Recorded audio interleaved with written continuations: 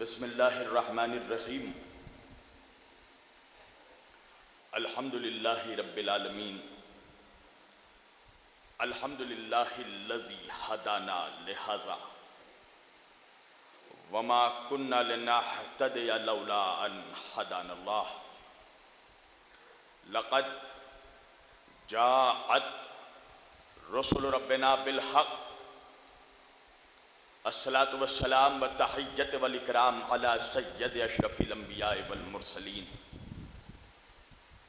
खातमुन नबिय्यीन ताहा व यासीन शफीउल मुज़नबीन इमामुल हरमैन वल क़िबलतैन वसीलतना फिद दारैन साहिब क़ाब व क़ौसैन जद्दिल हसन वल हुसैन महबूब रब्बिल मशरिक़ैन व रब्बिल मग़रिबैन मौलाना व मौला सक़लैन सैयदना व नबीना व शफ़ीना व तबीबना व हबीबना व करीमना व इमामना व मलजाना व मुग़ीसना व अव्वलुना व औसतुना व आखिरुना व कुल्लुना हुज़ूर जनाब अबुल क़ासिम अहमद मुज्तबा मुहम्मद मुस्तफ़ा सल्लल्लाहु अलैहि वसल्लम व अहले बैतिही अत्तय्यबीन अत्ताहिरीन अल-मासूमीन अल-मज़लूमीन अल-मुंतख़बीन अल-मुंतजबीन अल-ग़ुर्रिल मयामीन व अस्हाबिहिल मुत्तक़ीन अल-मुंतख़बीन अल-मुंतजबीन व लअनतुल्लाहि अला आदाइहिम अजमईन मिन यौमिना हाज़ा इला क़याम यौमिद्दीन। अम्मा बअदु फ़क़द क़ाल अल्लाहु तआला फ़िल फ़ुरक़ानिल हमीद वल मुहकम किताबिहिल मजीद व क़ौलुहुल हक़। बिस्मिल्लाहिर्रहमानिर्रहीम। क़द जाअकुम मिनल्लाहि नूरुन व किताबुम मुबीन। सदक़ल्लाहुल मौलानल अलियुल अज़ीम व बल्लग़ना रसूलुहुन नबियुल अमीनुल करीम व नहनु अला ज़ालिका लमिनश शाहिदीन व शाकिरीन वल्हम्दुलिल्लाहि रब्बिल आलमीन। एक बावाज़े बुलंद सलावात पढ़े पर मोहम्मद।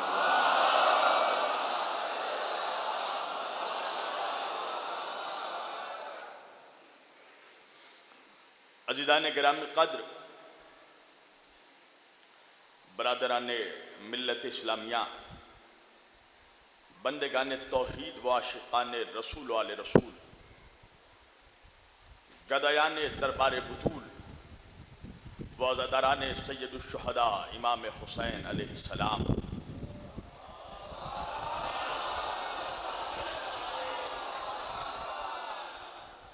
मौला आप सबों के जज्बे ईमानी को जिंदा व सलामत रखे।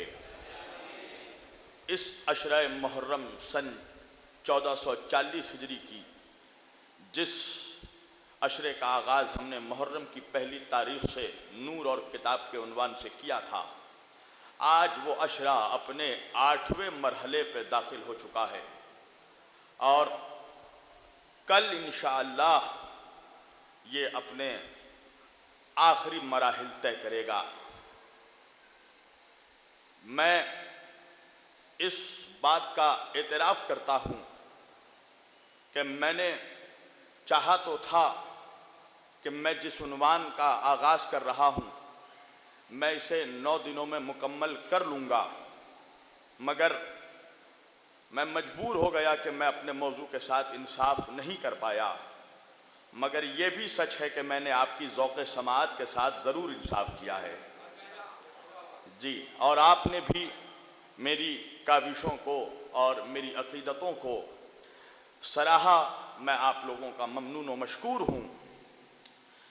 मैंने गुफ्तगू का आगाज़ मुहर्रम की पहली तारीख से जो किया था, खुदावंद करीम अपनी मुक़द्दस किताब फ़ुरक़ान हमीद कुरान मजीद में फ़रमा रहा है। देखिए, आज मैं पूरे तौर पर अहले बैत की अताओं पे और आपकी ज़ौक़ समाअत पर भरोसा करते हुए अपनी तकरीर का आगाज़ कर रहा हूँ। मेरी आवाज़ की थकन का अंदाज़ा आप लगा सकते हैं। कल रात को भी देवा शरीफ बाराबंकी में तकरीबन 2 घंटे मेरी तकरीर हो गई और सुबह को जो है फजर के वक्त मैं वापस आया। लिहाजा ये सारी थकान का मैं बहाना नहीं कर रहा हूँ। मुझे यकीन है कि जो इस मिंबर पर मुझे बिठला रहा है वही मेरी इज़्ज़त भी रखेगा और वही हम तमाम मोमिनीन की का भरम भी रखेगा। खुदावंद करीम फरमा रहा है बिस्मिल्लाहिर्रहमानिर्रहीम। क़द जाअकुम मिनल्लाहि नूरुन व किताबुम मुबीन। ए मेरे बंदो, देखो अल्लाह की तरफ से तुम्हारे वास्ते दो चीज़ें आई हैं। बस मैं अपनी गुफ्तगू का आगाज़ कर रहा हूँ। अल्लाह की तरफ से दो चीज़ें नाजिल हुई हैं। क्या है वो दो चीज़ें?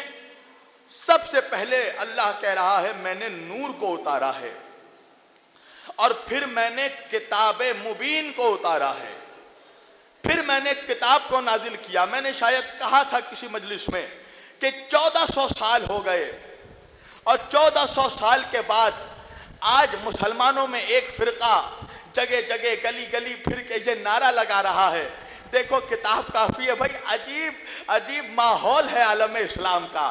लोग अपने अपने तौर पर तबलीग कर रहे हैं, लोग घर घर निकल के कह रहे हैं, घर घर जा रहे हैं, दरवाज़ों को खटखटा रहे हैं, दुकानों में जा रहे हैं, आओ मस्जिद आओ, आओ मस्जिद आओ, आओ मस्जिद आओ। भाई आपके घरों पे भी गए होंगे, आओ मस्जिद आओ, आओ मस्जिद आओ। मुझे इंसाफ से बताइए, ये इतना बड़ा जो मजमा यहाँ बैठा है, क्या किसी के घर में जाकर किसी ने कहा आओ इमाम बारगाह आओ?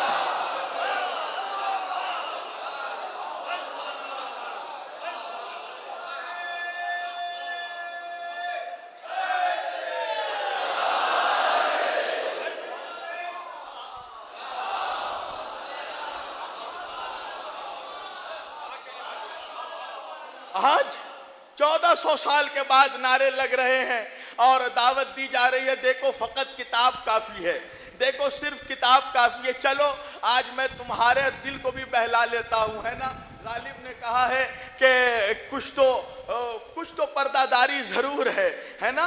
तो आज चलिए, आज मैं आपके दिल को भी बहलाता हूँ, चलो मैं तुम्हें भी खुश कर देता हूँ। ये मजलिस हुसैन है, हम तो सबकी दिलजोई करना चाहते हैं।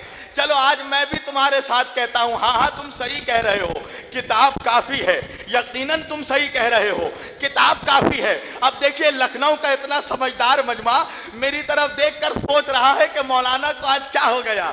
भाई 8 रोज तक तो समझदारी का मुजाहिरा कर रहे थे, ये 8वें दिन क्या हो गया कि बहकी बहकी बातें कर रहे हैं। भाई बहकी बहकी बातें नहीं कर रहा हूं, मैं भी उनके हाँ में हाँ मिला रहा हूं। हाँ भाई तुम सही कहते हो, किताब काफ़ी है, किताब काफ़ी है, किताब काफ़ी है। भाई मैं भी कह रहा हूं यकीनन किताब काफ़ी है, यकीनन कुरान काफ़ी है, यकीनन कुरान काफ़ी है। इसलिए कि अगर कुरान काफ़ी ना होता तो अल्लाह कुरान के बाद कोई और किताब भेज देता। नहीं पहुंचा मेरा मजमा। भाई ज़बूर काफ़ी नहीं हुआ तो अल्लाह ने तौरात को भेजा, तौरात काफ़ी नहीं हुआ तो अल्लाह ने इंजील को भेजा, इंजील काफ़ी नहीं हुआ तो अल्लाह ने कुरान को भेजा। भाई आज तो खुश हो जाओ, मैं तुम्हारे हाँ पे हाँ मिला रहा हूँ, यकीनन किताब काफ़ी है, यकीनन किताब काफ़ी है। मगर मुझे इतना भी तो बता दो, क्या किताब को समझने के लिए तुम भी काफ़ी हो?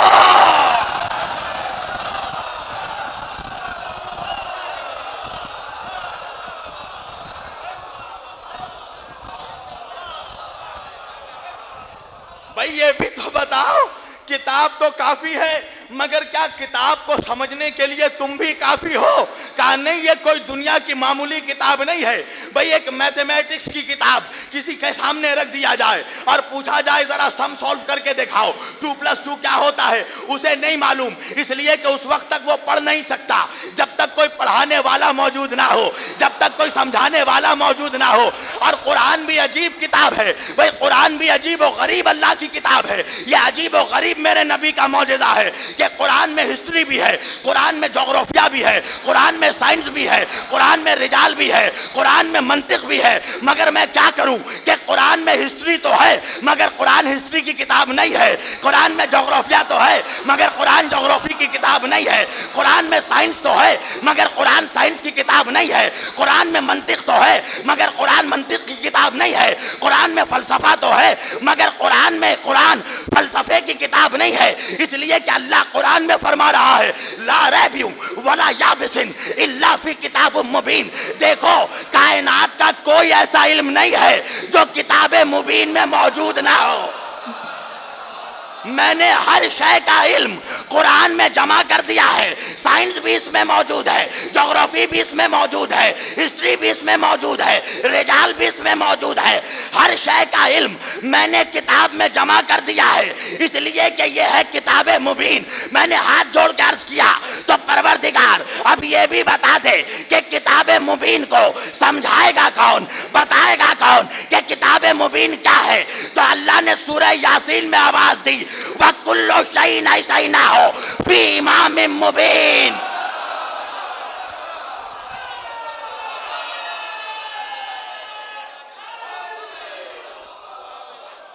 तो किताबे मुबीन को समझाएगा कौन? कहा जो इमाम मुबीन होगा। अल्लाह अकबर, जो इमाम मुबीन होगा।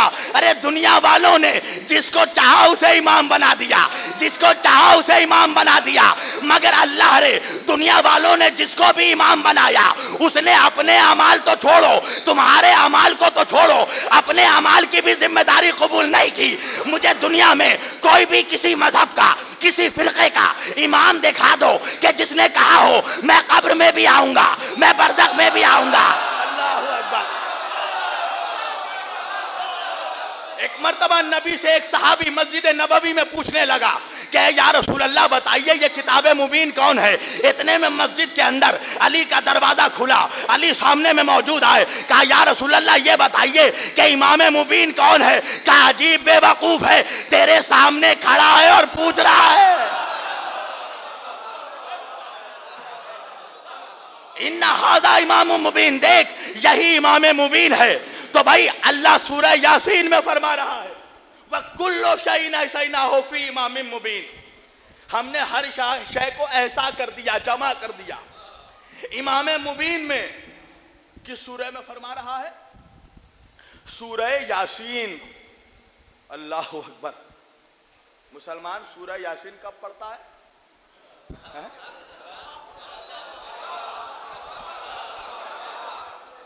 का बुढ़िया मर नहीं रही है, सूरह यासीन पढ़ के फूंक दो। इस कमजर्फ को यह भी नहीं मालूम कि कुरान किसी को मारने के लिए नहीं आया है, कुरान मरे हुए इंसानों को जिंदगी देने के लिए आया है। अच्छा, आलम इस्लाम बिला तफरीक मजहब मिल्लत कौम अदियान तहरीकात, आलम इस्लाम का इजमा है इस बात पे कि यासीन से मुराद हमारे और आपके नबी करीम है, कोई इख्तलाफ नहीं। यासीन से मुराद हमारे और आपके रसूल कायनात है। अल्लाह अपने हबीब को कह रहा या सीन, या सीन, ए सीन। या है हरफ नदा, या क्या है? हरफ निदा है। अल्लाह कह रहा है या सीन, ए सीन। यानी अल्लाह कुरान में अपने हबीब को कह रहा है सीन। अल्लाह ने हुरूफ तहज्जी में अलिफ से लेकर या तक जितने हुरूफ हैं उसमें से अपने नबी को फकत सीन के साथ याद किया। तो आखिर सीन में ऐसी क्या स्पेशलिटी है, ऐसी क्या क्वालिटी है? तो आप जब अरबी ग्रामर का मुताला करेंगे तो आपको पता चलेगा कि अरबी ग्रामर में हर्फ एक अपने आप में या तो कोई हर्फ मुज़क्कर होता है या कोई मुअन्नस होता है। दुनिया के लिसानियात की तमाम जुबानों में अल्फाज मुज़क्कर और मुअन्नस होते हैं, मगर अरबी में हुरूफ मुज़क्कर और मुअन्नस होते हैं। और साथ साथ उलमा ने इसकी तफसीर में लिखा कि अरबी के हुरूफ तहज्जी में हर हुर्फ का एक ज़बर है और एक बैना है। मुझे मालूम है, मैं और हल्का कर दूं। उलमा ने लिखा कि अरबी में हुरूफ तहज्जी में हर हुर्फ का एक ज़बर है, एक बैना है, यानी एक जाहिर है, एक बातिन है। सुनिएगा, बहुत जबरदस्त नतीजा होगा इंशाअल्लाह। हर हुरूफ अरबी में, हुरूफ तहज्जी में हर हुर्फ का एक जाहिर है, एक बातिन है। भाई मैं अगर किसी बच्चे को कहूं बेटा अलीफ लिखो, तो वो कैसे लिखेगा अलीफ? एक डंडी खींच देगा, एक लंबी सी डंडी खींच देगा, यह है अलीफ। अच्छा, अब मैं बच्चे को कहूं कि बेटा जरा इसे इमले में लिखो, इसकी हिज्जे लिखो, इमला में लिखो, तो वो बच्चा अलीफ की इमला क्या लिखेगा? अलीफ लाम फे। बात पहुंच रही है ना अब तक? अलीफ लाम फे। तो ये अलीफ के साथ लाम और फे जो है, ये अलीफ का बातिन है। अल्लाहु अकबर। भाई मुझे मालूम है मैं उलमा के सामने पढ़ रहा हूं। वो मजमा बैठा है जो मौलाना कल्बे जवाद और कल्बे आबिद को सुन चुका है, जो खतीबुल ईमान को सुन चुका है। मैं तो उनके कदमों की खाक भी नहीं हूं। वो मजमा बैठा है मेरे सामने। अलीफ का इसका जाहिर क्या है? का एक डंडी खींच दो, अलीफ है।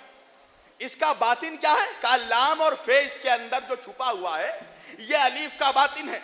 अच्छा, मैं आपसे कहूं कि नून लिखिए तो आप कैसे करेंगे? नून ये यूं घुमा देंगे, बीच में एक नुक्ता दे देंगे, ये क्या है? ये नून का जाहिर है।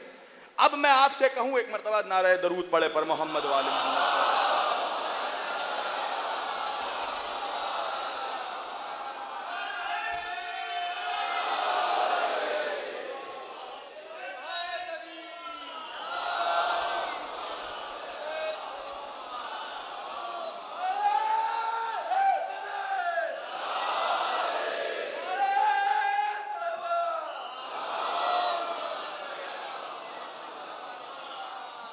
तो बात पहुंच रही है ना अब तक? अच्छा, मैं कहूं कि नून लिखो, आप कैसे लिखेंगे? ये गोल घुमाएंगे, अब बीच में एक नुक्ता डाल देंगे, ये है नून। अच्छा, मैं आपसे कहूं कि नून की इमला लिखिए, तो आप कैसे लिखेंगे? नून वाव नून। तो ये वाव और नून जो है, ये नून का बातिन है, यानी नून के अंदर छुपा हुआ है। अल्लाह अकबर। अब बस मैं आ गया अपनी मंजिल तक। अब उसके बाद उलमा लिखते हैं कि जिस तरह अरबी ग्रामर में हर हुर्फ का एक जाहिर होता है, एक बातिन होता है, इसी तरह अरबी ग्रामर में हर हुर्फ का जाहिर का अदद और होता है, बातिन का अदद और होते हैं। जाहिर के अदद और होते हैं, बातिन के अदद और होते हैं। भाई मैं आपसे कहूं ऐन लिखने, आप ऐन कैसे लिखेंगे? यूं घुमाएंगे, यूं घुमाएंगे, ऐन हो गया। मैंने कहा ऐन की, और ऐन की अदद है 70। ऐन के अदद कितने हैं? 70। अच्छा, मैं कहूंगा ऐन की इमला लिखिए, आप कैसे लिखेंगे? ऐन ये नून, ऐन या और नून। तो ये या और नून जो है, ये क्या है? का ये ऐन का बातिन है, ऐन के अंदर छुपा हुआ है। तो ये अब जाहिर का अदद कितना है? 70। अब बातिन के अदद कितने हैं? का ये के अदद है 10 और नून के अदद है 50। तो 10 और 50 कितने हुए? 60। मतलब समझ में आ गई आपको बात कि जाहिर का अदद 70 है, बातिन का अदद 60 है, यानी जाहिर का अदद और है, बातिन का अदद और है।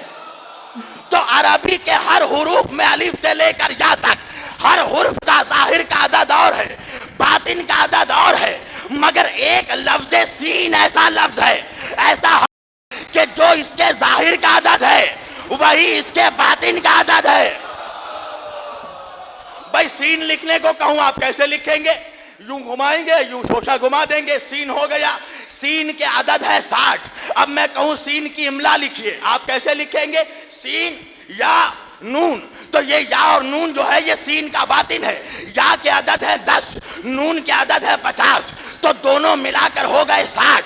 तो सीन वो अदद है जिसका जाहिर भी 60 है, जिसका बातिन भी 60 है। मगर ये इल्मुल रजाल का फलसफा है कि इल्मुल रजाल में जब किसी अदद का मुकम्मल तौर पर मजमुआ इकट्ठा किया जाता है तो जीरो काउंट नहीं होता, जीरो माइनस कर दिया जाता है। तो भाई नून का जाहिर 60 है, नून का बातिन 60 है, दोनों से जीरो हटा दिया तो नून का जाहिर 6 हुआ, नून का बातिन 6 हुआ। 6 और 6 को मिलाया तो 12 हुए। यानी अल्लाह बता रहा है एक मोहम्मद के अंदर 12 मोहम्मद छुपे हैं। नून का जाहिर भी एक है, सीन का जाहिर भी एक है, सीन का बातिन भी एक है।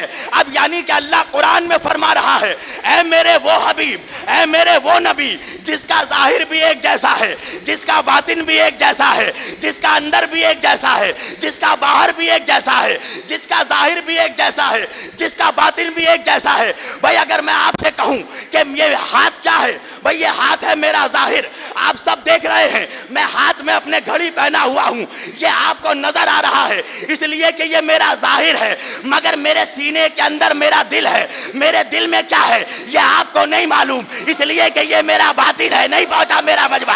अरे मेरा हाथ मेरा जाहिर है, मैंने जो हाथ में रखा है वो तो नजर आ जाएगा, मगर दिल में क्या है ये आपको नजर नहीं आएगा। तो अब अल्लाह कह रहा है मेरे मुस्तफा तू वो हबीब है कि तेरा जाहिर भी बराबर है, तेरा बातिन भी बराबर है, तेरा जाहिर भी बराबर है, तेरा बातिन भी एक जैसा है। तो भाई पता कैसे चले कि नबी का जाहिर भी एक जैसा, नबी का बातिन भी एक जैसा? अगर पता करना है तो गदीर के मैदान में आ जाओ, आ जाओ गदीर के मैदान में। अरे नबी के दिल में खामोश कुरान है, नबी के हाथों में बोलता हुआ कुरान। ऐ मेरे वो नबी जिसका जाहिर भी एक है, बातिन भी एक है। सुनिए, दो लफ्ज हैं, एक लफ्ज है दीन, एक लफ्ज है ईमान। एक लफ्ज है दीन, दूसरा लफ्ज है ईमान। दीन का ताल्लुक है जाहिर से, ईमान का ताल्लुक है बातिन से। अल्लाह जाने कहां बैठा हूं मैं, है? भाई दीन का ताल्लुक है जाहिर से, ईमान का ताल्लुक है बातिन से। भाई समाज में दीनदार आप किसको कहते हैं? जो नमाज पढ़ता हो, जो रोजा रखता हो, जो हज करता हो, जो ज़कात देता हो। तो भाई नमाज पढ़ते देखा आपने तो उसको दीनदार कह दिया, रोजा रखते देखा तो दीनदार कह दिया, हज को जाते देखा तो दीनदार कह दिया, सजदा करते देखा तो दीनदार कह दिया। मगर बात यह है कि ईमान का ताल्लुक तो दिल से है। हर इंसान हर किसी को दीनदार तो कह सकता है, ईमानदार नहीं कह सकता है? इसलिए कि ईमान का ताल्लुक है दिल से, दीन का ताल्लुक है जाहिर से। अल्लाह अकबर। दीन का ताल्लुक है जाहिर से, ईमान का ताल्लुक है दिल से। तो अब ये ईमान है क्या? आओ अब तुम्हें मैं ठहर कर चलो लेके चलता हूं एक मैदान में। उस मैदान का नाम है मैदान खंदक। देखिए, मुझसे मेरे भाइयों ने फरमाइश की है कि मौलाना आज आप जंगे सिफ़ीन पढ़ें। इंशाअल्लाह मैं जिस वक्त देखूंगा कि आपकी ज़ौक़े समाअत वो आसमान पर पहुंच चुकी है इंशाअल्लाह, तो मैं हज़रत अब्बास की अज़मत शुरू कर दूंगा। हाँ, जंगे सिफ़ीन उसी वक्त मैं शुरू करूंगा मेरे। और आइए, अब सवाल यह है कि ये ईमान है कौन, ईमान है क्या? और तुम्हें मैं जंगे खंदक का एक मंजर दिखाता हूं। जंगे खंदक इस्लाम की बहुत बड़ी जंग गुजरी है। कुफार मुशरिकीन बहुत बड़ी तादाद में हैं। नबी ने हुक्म दिया, एक काम करो, उनके और हमारे दरमियान खंदक हायल कर दो, गढ़ा खोद दो। तारीख ने लिखा खंदक तो खोदी गई, मगर अल्लाह जाने किस जनाब ने एक पतली सी जगह छोड़ दी थी।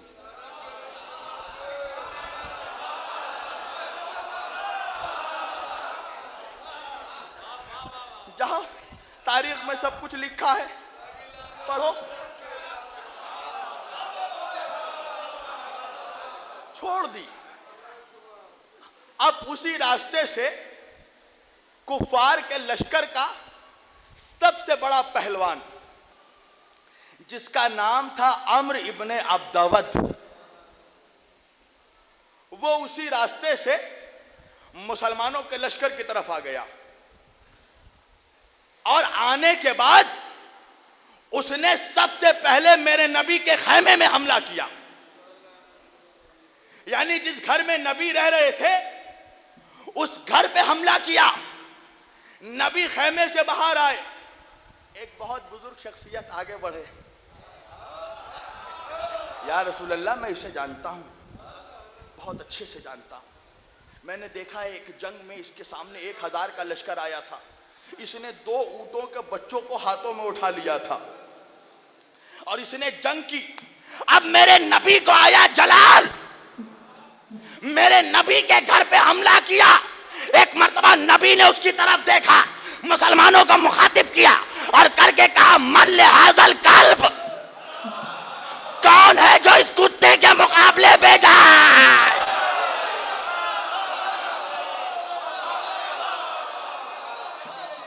कौन है जो इस कुत्ते के मुकाबले पे जाए?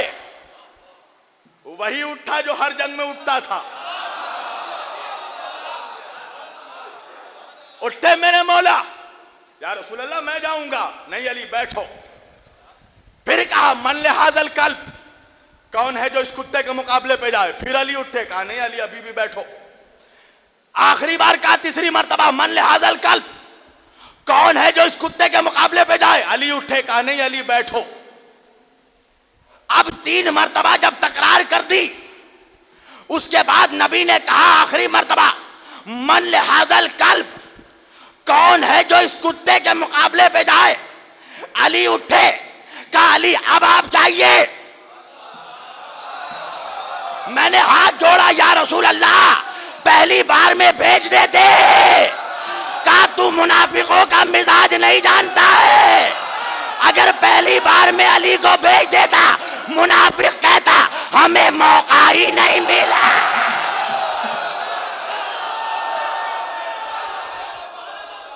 मुनाफिक कहता वो तो हमें मौका ही नहीं मिला, वरना हम भी शुजाअत के जौहर दिखाते।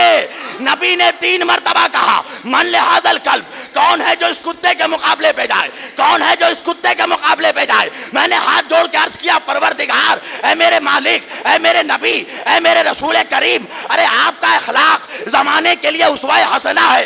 या रसूल अल्लाह, आज आपको क्या हो गया कि आप अपनी इस अखलाक नुमा जुबान से इस अम्र को कुत्ता कह रहे हैं, इसे कुत्ता कह रहे हैं? आखिर वजह क्या है? नबी ने कहा, तूने देखा नहीं, इसने मेरे घर पे हमला किया। भाई तारीखी जुमला, तारीखी जुमला, इस अशरे का तारीखी जुमला दे रहा हूं। नबी ने कहा, जमाने वालों को पैगाम पहुंचाना चाहता हूं कि जब भी, जिस वक्त भी, जिस जमाने में भी, जो भी नबी के घर पे हमला करे, समझ लो कुत्ता है।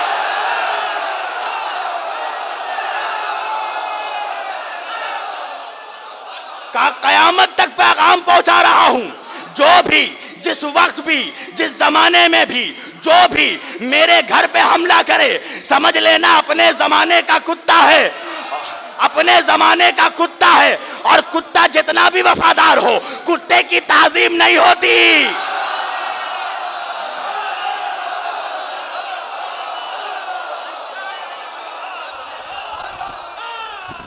कुत्ता चाहे जितना वफादार हो, कुत्ते की ताजीम नहीं होती, इसलिए कि कुत्ता नजिस होता है।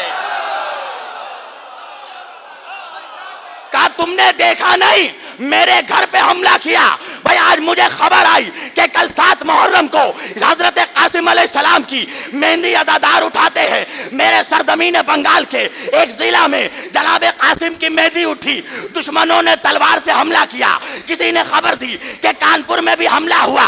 मैं कहूंगा हाँ लानतियों, हमले करते रहो, जितना चाहो हमले करो, जुलूसों पे हमला करो, अज़ादारी पे हमला करो, इमाम बारगाह पे हमला करो, हम एक बार हमला करेंगे।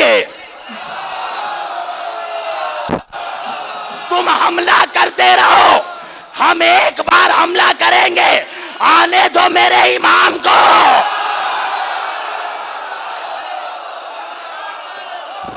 आने दो मेरे इमाम को, हम एक बार हमला करेंगे। और तेरी क्या औकात है, अगर तेरे बाप दादा को कब्र से निकाल के नहीं जलाया?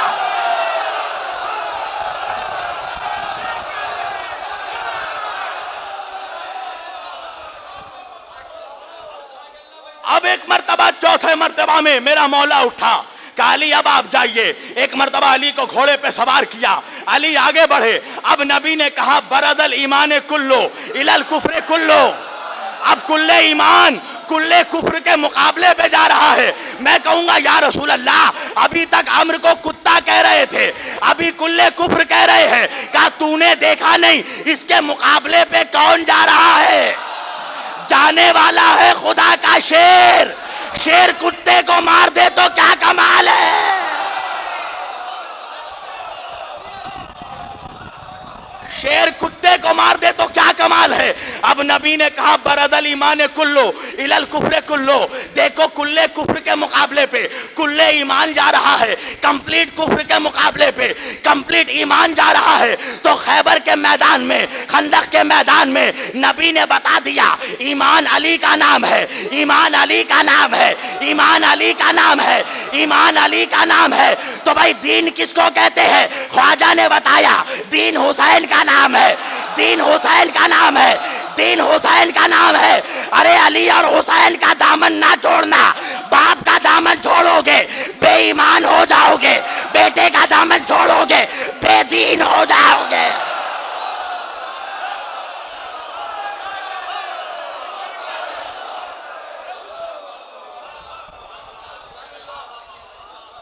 बाप का दामन छोड़ोगे बेईमान हो जाओगे, बेटे का दामन छोड़ोगे बेदीन हो जाओगे। अल्लाहू अकबर। भाई अजीब बात कह दी ख्वाजा ने। दीन अस्त हुसैन,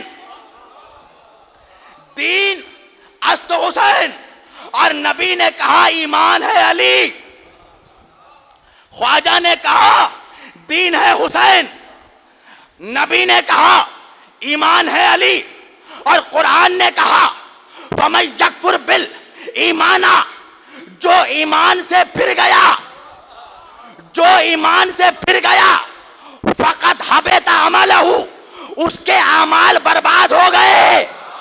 यानी अल्लाह बता रहा है जो अली से फिर गया।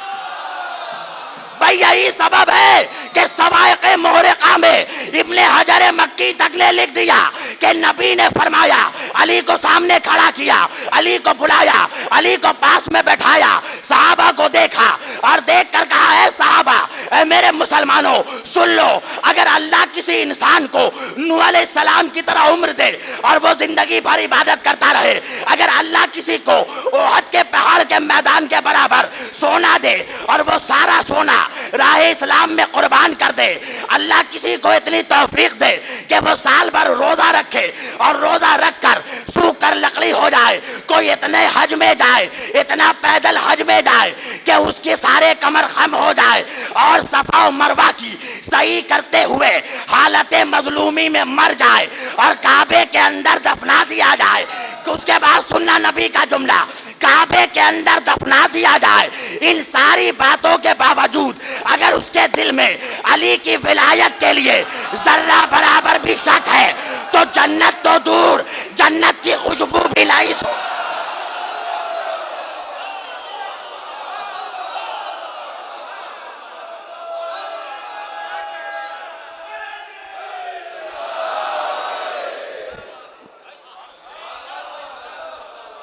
अगर जर्रा बराबर भी अली की विलायत पे शक हुआ तो जन्नत तो दूर, जन्नत की खुशबू भी नहीं सूंघ पाएगा।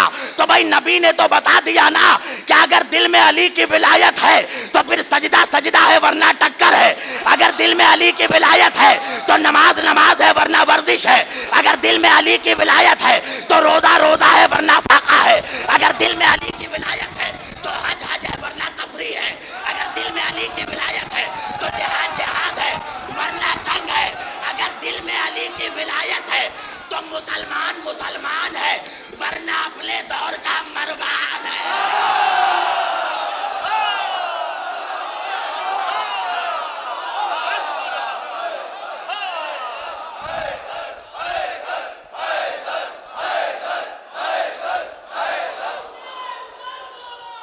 अली मौला, अली मौला।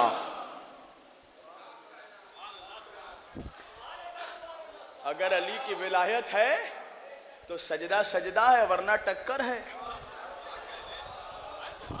अली की विलायत है तो नमाज नमाज है वरना एक्सरसाइज है। अली की विलायत है तो मुसलमान मुसलमान है, वरना समझ लो कि अपने दौर का मरवान है। हाज़िरान गिरामी, आज मुझे तुम्हें उस अली के अली बेटे की अजमत सुनानी है। कसम खुदा की, मैं जहां पर देखता हूं कि लोगों की ज़ौक़ समाअत मेराज पर पहुंच चुकी है, तभी मैं अब्बास की अजमत सुनाता हूं। इसलिए कि अब्बास की मोहब्बत एक जुनून को कहते हैं, एक जुनून का आलम है। अल्लाहु अकबर। आओ, मेरी फरमाइश है बिलाल भाई की कि मैं जंग सिफ़ीन सुनाऊं तुम्हें। पूरी जंग सिफ़ीन का तो वक्त नहीं है, मैं तुम्हें कुछ मंजर दिखाता हूं इंशाअल्लाह जंग सिफ़ीन का। जंग सिफ़ीन में दो ऐसी शख्सियत हैं कि जिनके नाम से हाकिम शाम के नामर्द फौजों के दिलों में लर्जा तारी हो जाता था। एक नाम तो शेर खुदा अली मुर्तज़ा का है,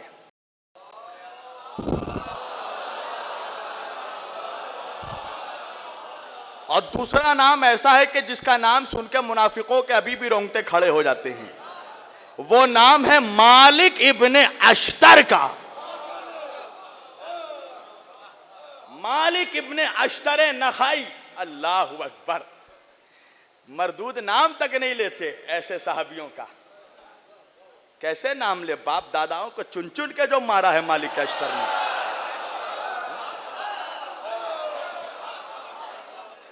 और मौला ने जंग सिफ़ीन का सिस्टम ऐसा रखा था कि मालिक से कहा कि मालिक, जब मैं जंग में जाऊंगा तो तुम मत उतरना, और जब तुम मैदान में उतरोगे तो मैं नहीं उतरूंगा। अल्लाहु अकबर। गुलाम हो तो ऐसा हो। अल्लाहु अकबर, अल्लाहु अकबर। मालिक अश्तर एक ऐसा गुलाम है जिसे उसका मालिक भी मालिक कहता है। अल्लाहु अकबर, अल्लाहु अकबर। ये ऐसा गुलाम है मिसम भाई के जिसे मालिक भी मालिक कह रहा है। एक रात ऐसा आया जंग सिफ़ीन का, और वो घुमसान की जंग हुई कि शाम का लश्कर अपनी पूरी ताकत के साथ उतर गया। अली ने यह मंजर देखा, एक मर्तबा मालिक अश्तर को बुलाया, कहा मालिक, आज रात मैं भी हमला करूंगा, आज रात तुम भी हमला करोगे। मालिक ने एक तरफ से हमला किया, अली ने एक तरफ से हमला किया, फौजें बिखरी, रात भर घुमसान की जंग हुई। जंग खत्म हुई तो चारों तरफ नामर्दों के जनाजे नजर आ रहे थे। जब सुबह हो गई, मौला ने एक चीज नोटिस किया कि मालिक अश्तर अपने खेमे के बाहर टहल रहे हैं, परेशान है, हाथों में कुछ काउंट कर रहे हैं, कुछ गिन रहे हैं। मौला मालिक के करीब गए, कहा मालिक बहुत परेशान मालूम हो रहे हो। कहा हाँ मौला। कहा मालिक, अपनी परेशानी तुम बताओगे या मैं बताऊं? जो दिलों के हालात को जानता हो उसे अली कहते हैं। कहा मौला, आप तो बखूबी जानते हैं, मौला आप ही बताइए। कहा मालिक, तुम्हारी परेशानी की वजह यह है कि तुम ये सोच रहे हो कि आज रात मैंने 1000 लोगों को कत्ल किया और तुमने 999 को कत्ल किया। 999। कहा मौला हाँ बिल्कुल यही सोच रहा हूं। कहा मालिक, और तुम ये सोच रहे हो कि काश तुम एक और किसी शामी को अगर मार देते तो आज तुम मेरी बराबरी में आ जाते। एक मर्तबा मालिक ने सर झुका के कहा मौला, मैं ऐसा ही सोच रहा हूं। मौला ने मालिक को देखा और मुस्कुरा कर कहा मालिक, अगर तुम एक और ज्यादा को मार भी देते तो तुम मेरी बराबरी नहीं कर पाते। कहा मौला वो कैसे? कहा इसलिए मालिक कि जब तुम्हारी तलवार चलती है तो ना आगे देखती है, ना पीछे देखती है, ना दाएं देखती है, ना बाएं देखती है, मगर जब मेरी जुल्फ़िकार देखती है तो 70 नस्लों को देखती है।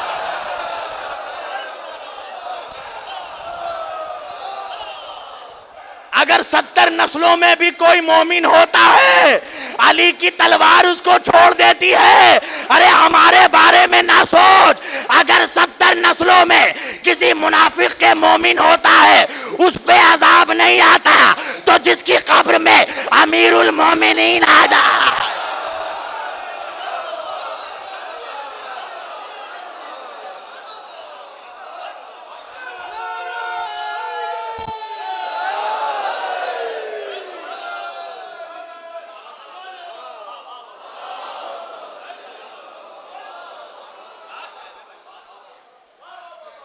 अब उसी जंग में मालिक के अश्तर बैठे हैं, मौला बैठे हैं।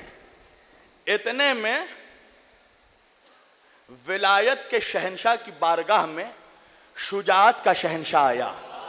अल्लाह अकबर। इमामत के बादशाह की बारगाह में वफाओं का बादशाह आया। आके एक मर्तबा कहा, बाबा बाबा मैं भी मैदान में जाकर जंग करना चाहता हूं, बाबा मैं भी जंग करना चाहता हूं। मौला मुस्कुरा रहे हैं, बेटे की बात सुन के मौला मुस्कुरा रहे हैं। अरे चलो बाप मुस्कुराए तो बर्दाश्त भी हो जाता है। मौला के साथ साथ मालिक के अश्तर भी मुस्कुराने लगे हैं।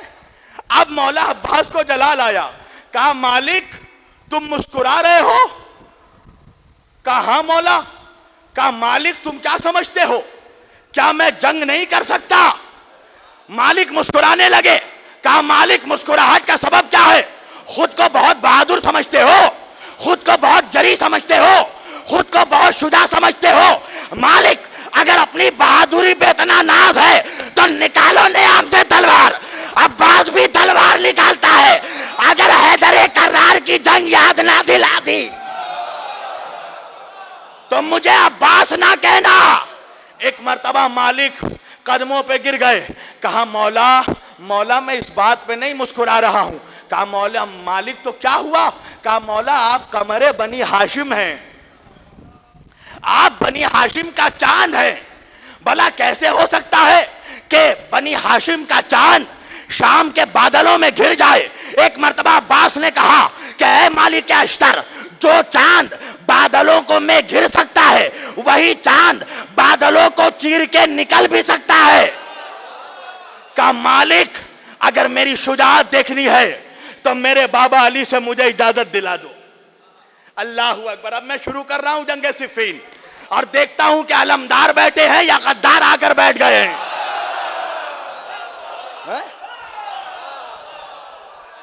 बहुत बुकरादी चल रही है आजकल। मजलिस में बैठेंगे नारा नहीं लगाएंगे। अल्लाह ऐसी जुबानों पे फालिज मार दे जो अली अली ना बोल।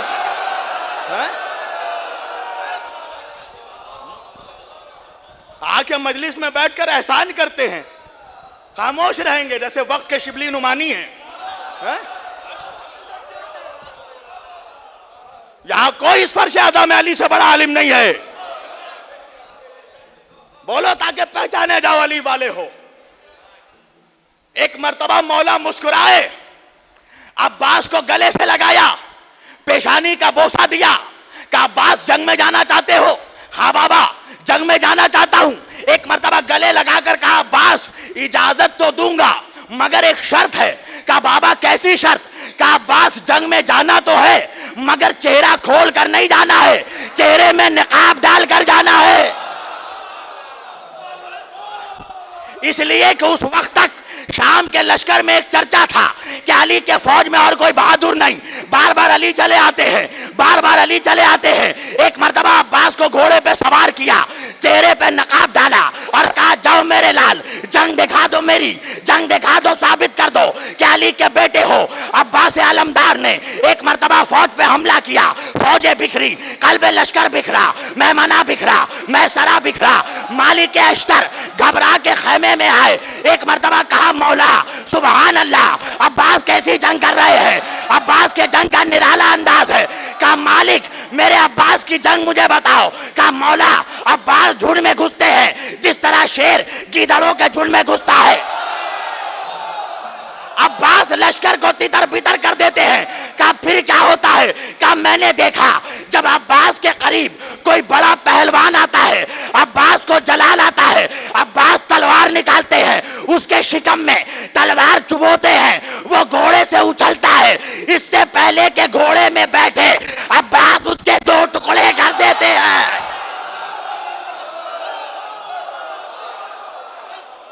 बस मैंने समेट ली अपनी तकरीर। अब जंग में एक शोर बरपा है, कहां जाए कहां जाए, अल्लाह जाने अब्बास कहां कहां चले आ रहे हैं, अल्लाह जाने अब्बास कहां कहां चले आ रहे हैं, कोई बच के भाग नहीं पा रहा है। एक मर्तबा फौजों में ये शोर मचा कि देखो अली ही आ गए हैं, अली फिर आ गए हैं, अली फिर आ गए हैं, अली फिर आ गए हैं। खैमे में अली को ये बात सुनाई दी। एक मर्तबा खैमे से निकले, घोड़ा दौड़ाते हुए अब्बास के करीब आए, चेहरे से नकाब हटाया, कहा देखो ये अली नहीं, अली का शेर है।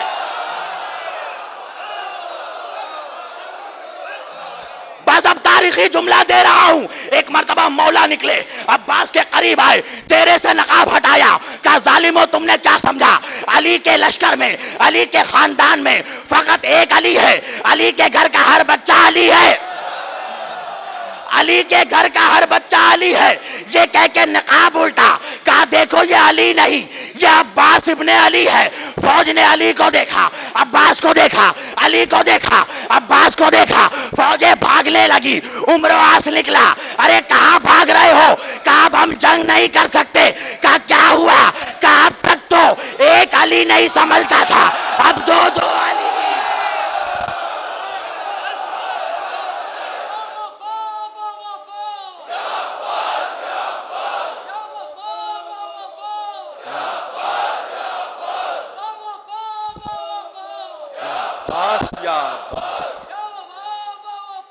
या अब्बास या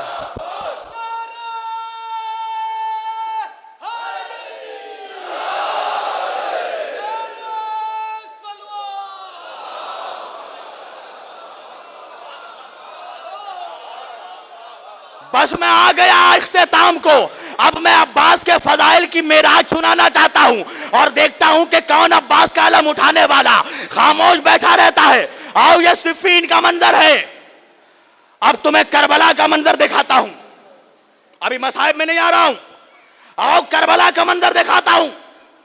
6 मुहर्रम की तारीख है, उमर इब्ने साद का लश्कर आया करबला, सुनना, और जिसको अब्बास ने अपने बाजुओं की का सदका अता किया है वो खामोश नहीं बैठेगा, वरना कयामत में तुझे उम्मुल बनीन नहीं बख्शेगी।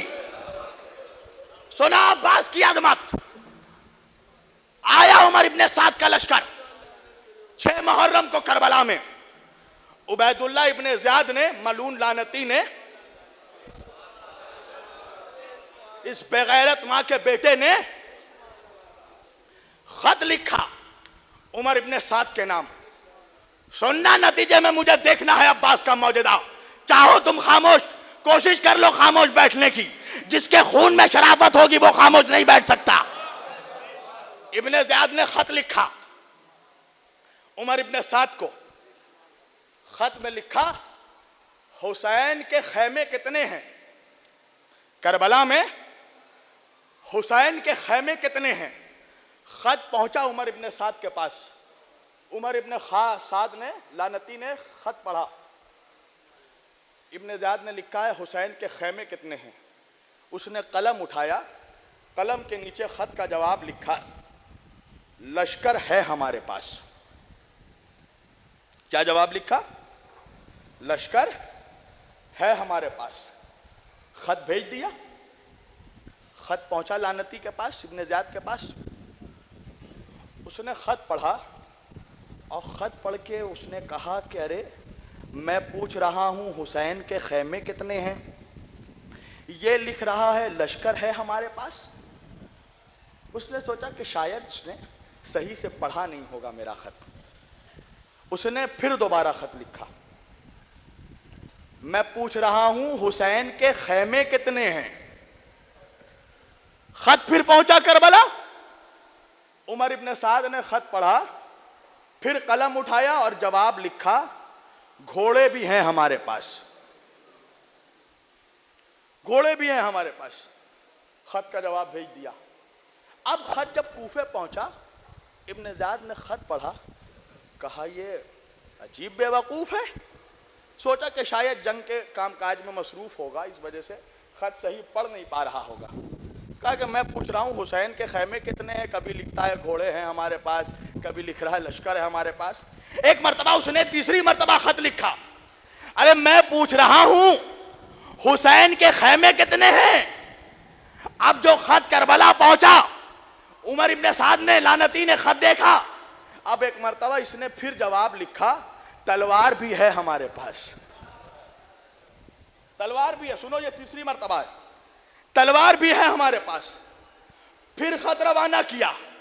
अब जो खत आया इब्ने ज़ियाद के पास, अब ये गुस्से में आ गया कि मैं पूछता हूं हुसैन के खैमे कितने हैं, ये लिखता है घोड़े हैं हमारे पास, लश्कर है हमारे पास, तलवार है हमारे पास। एक मर्तबा गुस्से में आके लिखा, मैं तुझसे आखिरी बार पूछ रहा हूं हुसैन के खैमे कितने हैं।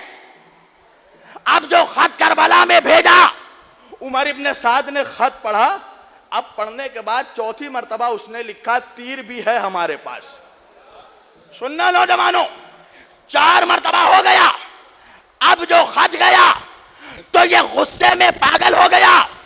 इसने फिर जवाब खत लिखा इब्ने ज़ियाद ने, मैं पूछ रहा हूं हुसैन के खैमे कितने हैं, तू कहता है घोड़े हैं हमारे पास, लश्कर है हमारे पास, तलवार है हमारे पास, तीर है हमारे पास, नेज़े है हमारे पास। अरे बेवकूफ, मैं पूछ रहा हूं हुसैन के खैमे कितने हैं। अगर इस बार सही सही जवाब ना दिया तो तुझे फौज से बरतरफ कर दूंगा, तुझे सिपह सलारी के ओहदे से हटा दूंगा।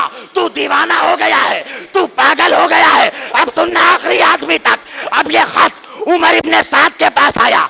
उमर इब्ने साद ने खत देखा और खत देखकर एक मर्तबा जवाब लिखा, ऐ इब्ने ज़ियाद, पागल मैं नहीं, तू हो गया है, दीवाना मैं नहीं, तू हो गया है। अरे किसकी मां ने वो औलाद पैदा कर दिया कि अब्बास के होते हुए हुसैन के खैमों तक पहुंचता है।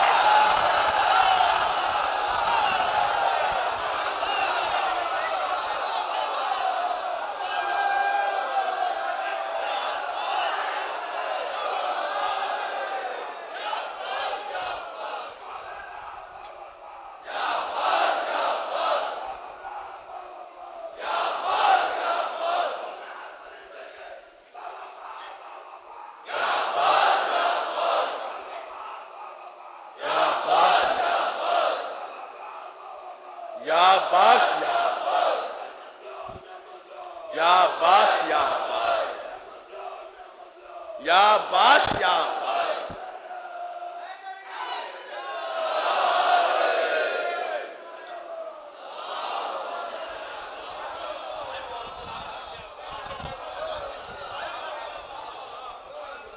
किसकी मां ने वो औलाद पैदा कर दिया कि अब्बास के होते हुए हुसैन के खैमों तक पहुंच जाए।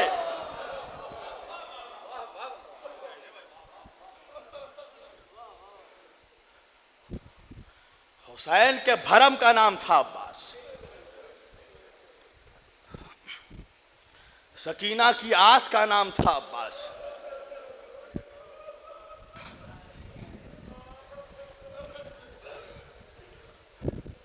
मौला अली के सर पे जब जरबत लगी ना, घर पे लाया गया।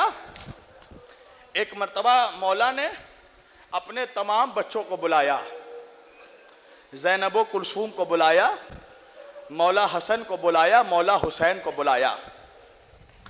इमाम हसन का हाथ लिया, इमाम हसन के हाथ पे इमाम हुसैन का हाथ रखा।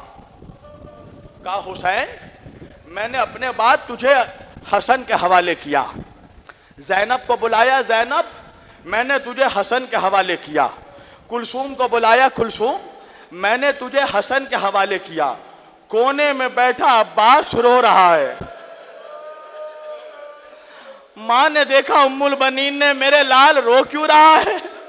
कहा मां, बाबा सबको भैया हसन के हवाले कर रहे हैं, बाबा ने मेरा हाथ किसी के हाथ में नहीं रखा। एक मर्तबा उम्मुल बनीन आई, हाँ मेरे शौहर, मौला मेरे बेटे अब्बास से कोई गलती हो गई। कहा उम्मुल बनीन ऐसा क्यों कह रही हो। कहा आपने सबको हसन के हवाले किया, मेरे बिलाल अब्बास को किसी के हवाले नहीं किया। एक मर्तबा मौला ने कहा अब्बास इधर आओ, हुसैन इधर आओ। अब्बास का हाथ लिया, हुसैन के हाथ में रखा। अब्बास तुझे हुसैन के हवाले किया, मगर याद रखना मेरे लाल, मेरे हुसैन को प्यास बहुत लगती है।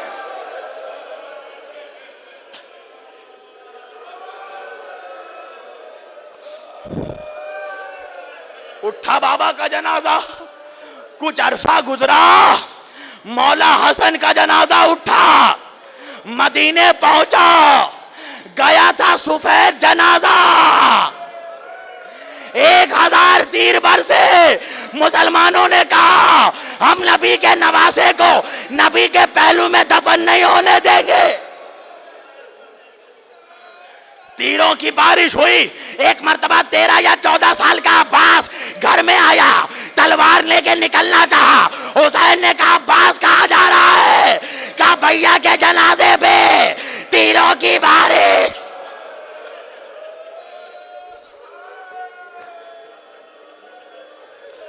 हाँ अल्लाह अल्लाह अल्लाह, खून भरा जनाजा वापस आया। हाय ज़ैनब का कलेजा, भाई के जनाजे से तीर निकाल रही है ज़ैनब। मैं कहूंगा ज़ैनब, एक भाई के जनाजे से तीर निकाल लिया, दूसरे भाई का जनाजा करबला में बेगौरों का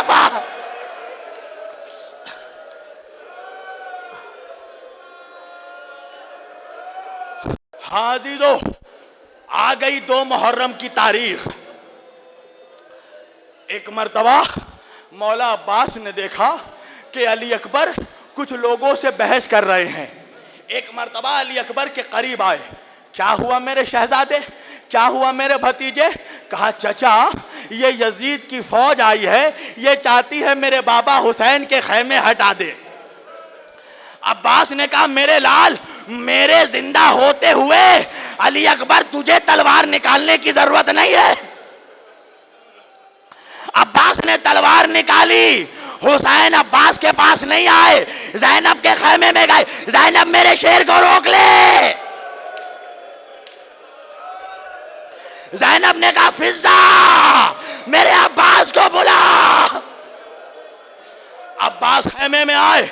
शहजादी आपने बुलाया है? हाँ मेरे लाल, मैंने सुना तुझे जलाल आ गया। ऐ मेरे बाप के शेर, ऐ शेर खुदा के शेर, तुझे जलाल आ गया। कहा शहजादी ये लोग मेरे आका के खैमे हटाने आए हैं। कहा मेरा हुक्म है अपनी तलवार नियाम में रख ले अब्बास। अब्बास ने कहा इससे बेहतर ये होता आप कहती मैं अपना सर काट के आपके कदमों में रख दो।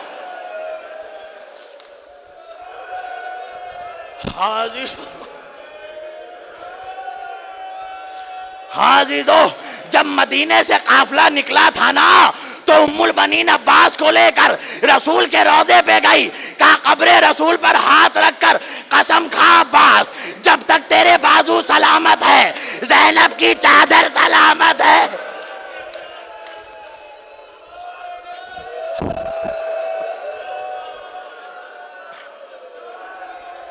आ गया आशूर, 2 दिन बचे हैं, हुसैन का घर लुट जाएगा। हाजिदो एक मर्तबा हुसैन लाशों पे लाशें ला रहे हैं। अब हुसैन के लश्कर में अली अकबर बचा है, अली असगर बचे हैं। एक मर्तबा मौला अब्बास आए। आने के बाद कहा भैया अब तो कासिम का जनाजा भी ला चुके हैं, भैया औनो मोहम्मद का जनाजा भी लेकर आ गए हैं, भैया बचपन के दोस्त का जनाजा भी लेकर आ गए हो। आका अब तो मुझे जाने की इजाजत दो। एक मर्तबा हुसैन ने कहा अब्बास तू मेरे लश्कर का अलमदार है। अब्बास ने कहा मौला माफ कीजिएगा, जब लश्कर ही नहीं रहा तो अलमदारी किसकी करूं?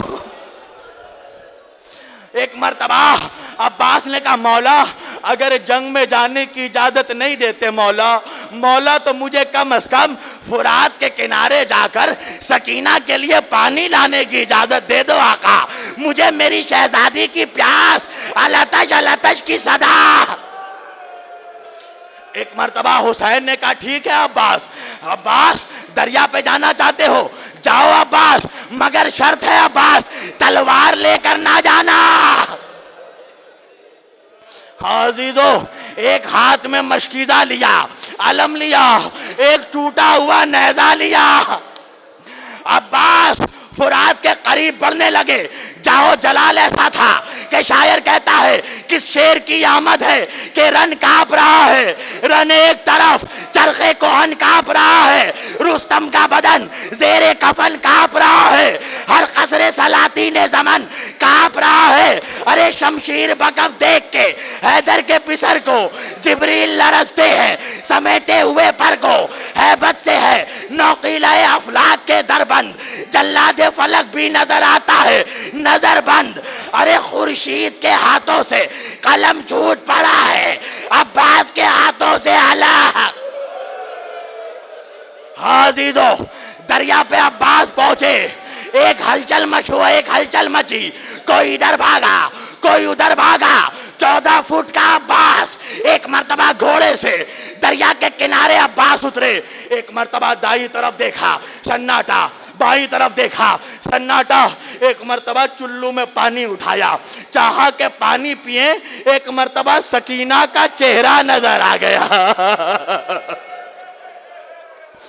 पानी को फेंका, मशकीजा भरा, अब्बास घोड़े पे सवार हुए, चाहा के तेजी से खैमे की तरफ आए। हुसैन ने अकबर से पूछा अकबर अलम कहाँ है? कहा बाबा अलम दरिया के पास ठहर गया। हुसैन ने पूछा अब अलम कहाँ है? कहा बाबा अब अलम बुलंदी पर है। कहा अकबर अब अलम कहाँ है? कहा बाबा अलम ने दाएं से बाएं करवट ली। कहा अब अलम कहाँ है? कहा बाबा अब अलम हिचकोले खा रहा है। बाबा अलम गिरा।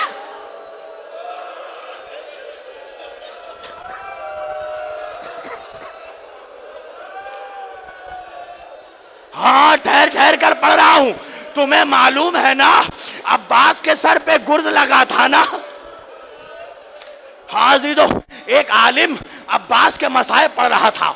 मसाए पढ़ने के बाद जब उसने बयान किया कि अब्बास के सर पे गुर्ज लगा, ये कहकर एक मर्तबा जब वो अपने घर वापस गया, बिस्तर में लेटा, सोचने लगा अब्बास का कद जब इतना बुलंद था कि पैर जो था, कदम जो थे वो जमीन पर खैप खींचते थे, तो अब्बास के सर पे गुर्ज लगा कैसे? अब्बास के सर पे गुर्ज लगा कैसे? एक मर्तबा ये सोचते हुए सो गया। ख्वाब में एक बीबी एक नकाबपोश बीबी आई। कहा मेरे लाल के जाकिर तू क्या सोच रहा था? मेरे अब्बास के सर पे गुर्ज कैसे लगा? कहा हाँ शहजादी यही सोच रहा था। कहा सुन, मेरा अब्बास जब दरिया से खैमे की तरफ आने लगा, एक लाइन बढ़ा, अब्बास का दायां बाजू काटा। अब्बास ने बाएं हाथ से मशकीदा पकड़ा, अलम पकड़ा, एक बलून बढ़ा, अब्बास के बाएं बाजू को काटा। अब्बास ने अपने दांतों से मशके सकीना को थामा, एक जालिम बढ़ा, उसने मश्क पे निशाना लगाया। अब जो मशकीजा छिंदा, पानी बहा, अब्बास का अरमान भी बह गया। अजीजों, अब कहा उसके बाद एक लानती अब्बास के करीब आया। आने के बाद अब जो तीर चलाया, तीर अब्बास के आंखों में लगा। मेरे अब्बास ने चाहा कि अपना तीर निकाले, मगर कैसे निकालता? बाजू कट चुके थे। एक मर्तबा अब्बास घोड़े की तरफ झुके, घुटनों से तीर को पकड़ा, चाहा के तीर निकाले, जैसे ही झुके एक जालिम गुर्ज लेकर बढ़ा, अब्बास के सर पे मारा। अब्बास का सर घोड़े से जमीन पर। बस मैंने तमाम कर दी। वो बीबी कहने लगी हाँ ये भी सुन ले मेरा जाकिर कि मेरे अब्बास की शहादत अजीब मुसीबत थी। कहा कैसी मुसीबत? कहा जब भी घोड़े से कोई शहीद गिरता था तो अपने हाथों का सहारा,